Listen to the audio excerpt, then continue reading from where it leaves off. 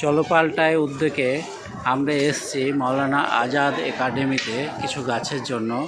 ইনি হচ্ছেন মৌলানা নাজিরুদ্দিন, মৌলানা আজাদ একাডেমির শিক্ষক।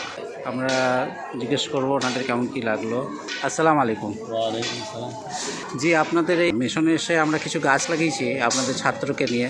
তো এই সম্বন্ধে যদি আপনি কিছু বলতেন গাছের ব্যাপারে, বা আপনাদের কেমন লাগলো। হ্যাঁ, আমরা এসেছি চলো পাল্টাই উদ্যোগ থেকে, তো সেটার জন্য যদি বলেন কিছু। আলহামদুলিল্লাহ, আপনারা এসেছেন, আমরা দেখে খুশি হয়েছি।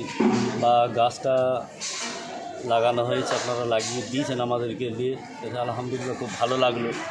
আর একেই তো দুনিয়ার এতেবারে বলা হয়েছে যে গাছ লাগান জীবন বাঁচান।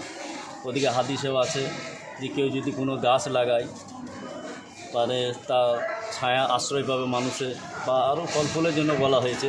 আর এদিকে যদি বলা হয় যে হ্যাঁ সুবহানাল্লাহ বলে যদি গাছ লাগাই তো তার জন্য জান্নাতে গাছ লেগে যায়।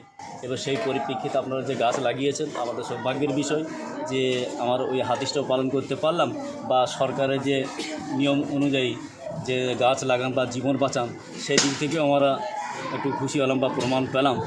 তো সেই দিকে আমাদের খুব খুশি হয়েছে। যাই হোক, আপনাদেরকে সকলকে অনেক অনেক অনেক ধন্যবাদ যে আমাদের সাথে সাথ দিয়ে আপনারাও অনেক কষ্ট করলেন। হ্যাঁ, 2-3 ঘন্টা ধরে কিছু গাছ লাগানো হলো। হ্যাঁ।